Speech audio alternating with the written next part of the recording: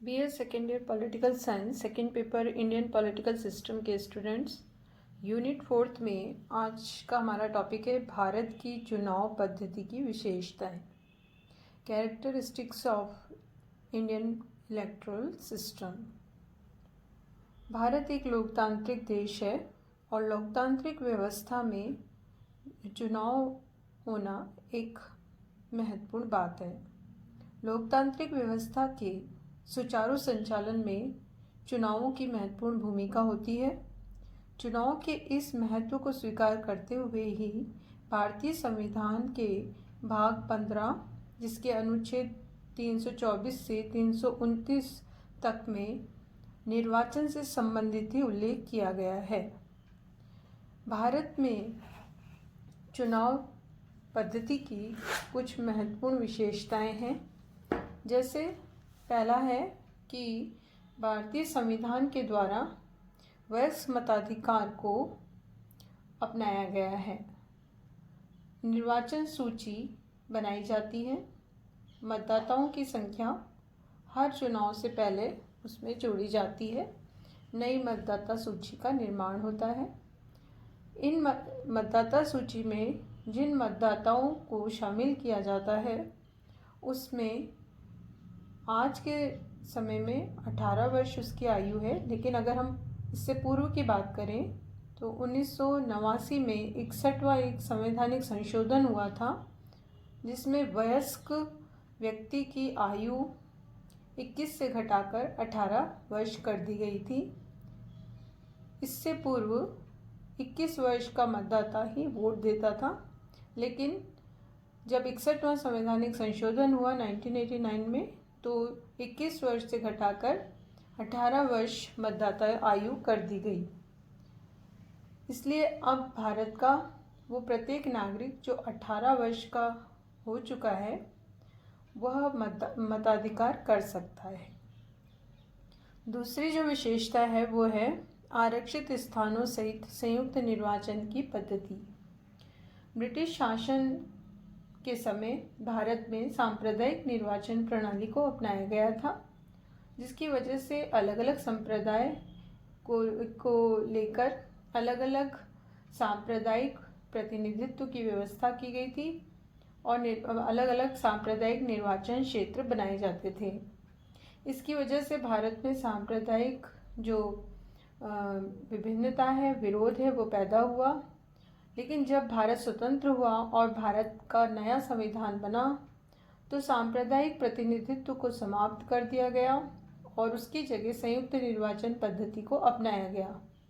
इसके साथ ही अनुसूचित जाति और जनजातियों की विशेष स्थिति को देखते हुए लोकसभा और राज्य विधानसभाओं में इनका स्थान आरक्षित किया गया। मूल संविधान में 1960 तक के लिए स्थानों के आरक्षण की व्यवस्था की गई थी। बाद में संवैधानिक संशोधनों के द्वारा इसे अवधि को और बढ़ाया गया। 79 संवैधानिक संशोधन के अनुसार इसे 25 जनवरी 2010 तक कर दिया गया था। लोकसभा में अनुसूचित जातियों के लिए स्थान आरक्षित है और इसके आधार पर उस निर्वाचन क्षेत्र से आरक्षित वर्ग का व्यक्ति ही उम्मीदवार के रूप में खड़ा हो सकता है। तीसरी प्रमुख विशेषता है प्रादेशिक प्रतिनिधित्व। भारत में व्यावसायिक प्रतिनिधित्व के सिद्धांत को ही नहीं वरन प्रादेशिक प्रतिनिधित्व के सिद्धांत को भी अपनाया गया है। प्रादेशिक प्रतिनिधित्व के अंतर्गत एक क्षेत्र विशेष के सभी मतदाता अपना प्रतिनिधि निर्वाचित करते हैं। चौथी प्रमुख विशेषता है गुप्त मतदान। भारत में गुप्त मतदान प्रणाली को अपनाया गया है और लोकसभा, विधानसभा, राज्यों की विधान परिषदों, राष्ट्रपति, उपराष्ट्रपति, स्थानीय संस्थाओं इत्यादि संस्थाओं के चुनाव के लिए गुप्त मतदान प्रणाली को अपनाया गया है। इसके द्वारा मतदाता गुप्त तरीके से अपना मतदान वोटिंग बूथ पर जाकर कर सकता है। एक और विशेषता है प्रत्यक्ष और अप्रत्यक्ष निर्वाचन। भारत में प्रत्यक्ष निर्वाचन प्रणाली भी अपनाई गई है और अप्रत्यक्ष निर्वाचन प्रणाली भी अपनाई गई है। लोकसभा विधानसभा के लिए प्रत्यक्ष निर्वाचन प्रणाली है। लोकसभा यानी केंद्र सरकार और के अंतर्गत, और जो संसद का निम्न सदन है, और राज्यों में विधानसभा, इसके लिए प्रत्यक्ष निर्वाचन पद्धति है। लेकिन जो राज्यसभा है यानी संसद का उच्च सदन और राज्यों में विधान परिषद, इसको राष्ट्रपति को निर्वाचित करने के लिए अप्रत्यक्ष निर्वाचन की पद्धति को अपनाया गया है। तो राज्यसभा, विधान परिषद और भारत का राष्ट्रपति अप्रत्यक्ष निर्वाचन प्रणाली के द्वारा चुना जाता है। इनमें सबसे प्रमुख संस्थाएं लोकसभा और विधानसभा ही है, इसलिए कहा जा सकता है कि प्रत्यक्ष निर्वाचन प्रणाली ज़्यादा महत्वपूर्ण है। फिर इसके बाद है एकल सदस्यीय निर्वाचन क्षेत्र। एक और प्रमुख विशेषता है, प्रथम और द्वितीय आम चुनाव में लोकसभा और विधानसभा के अधिकांश निर्वाचन क्षेत्र एकल सदस्यीय थे, लेकिन कुछ निर्वाचन क्षेत्र द्विसदस्यीय भी थे। दूसरे आम चुनाव में 91 लोकसभा निर्वाचन क्षेत्र और 584 विधानसभा क्षेत्र 2 सदस्यीय थे, और काफ़ी बड़ी संख्या में अवैध मतों का एक कारण द्विसदस्यीय निर्वाचन क्षेत्र से उत्पन्न अस्पष्टता थी। तो 1961 में द्विसदस्यीय निर्वाचन क्षेत्र उन्मूलन विधेयक पारित हुआ और इस व्यवस्था को समाप्त कर दिया गया। और अब तीसरे आम चुनाव से लेकर अब तक अगर हम देखें तो भारत के सभी निर्वाचन क्षेत्र एकल सदस्यीय निर्वाचन क्षेत्र हैं। इस क्षेत्र के कारण मतदाता और उनके प्रतिनिधियों के बीच सीधे संबंध की स्थिति बनी रहती है।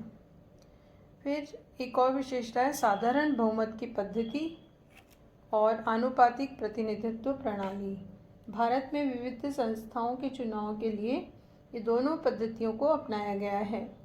जैसे लोकसभा और राज्य विधानसभाओं के चुनाव तो साधारण बहुमत के द्वारा होता है, जनता जो वोट करती है उसमें जो बहुमत जिसे हासिल होता है उसके द्वारा इसका गठन होता है। और राज्यसभा संसद का जो उच्च सदन है और जो स्थायी सदन भी कहलाता है, और राज्यों में जो विधानमंडलों का जो उच्च सदन है जो हर राज्य में नहीं है वो है विधान परिषद। और राष्ट्रपति का चुनाव और भारत के उपराष्ट्रपति पद का चुनाव, ये चुनाव आनुपातिक प्रतिनिधित्व के आधार पर किए जाते हैं। भारत का राष्ट्रपति आनुपातिक एकल संक्रमणीय मत प्रणाली के द्वारा चुना जाता है। राजनीतिक व्यवस्था के स्वरूप को निर्धारित करने वाले प्रमुख चुनाव साधारण बहुमत की पद्धति के आधार पर ही होते हैं। इस प्रकार ये विभिन्न विशेषताएं भारत की चुनाव पद्धति के संदर्भ में देखी जा सकती हैं।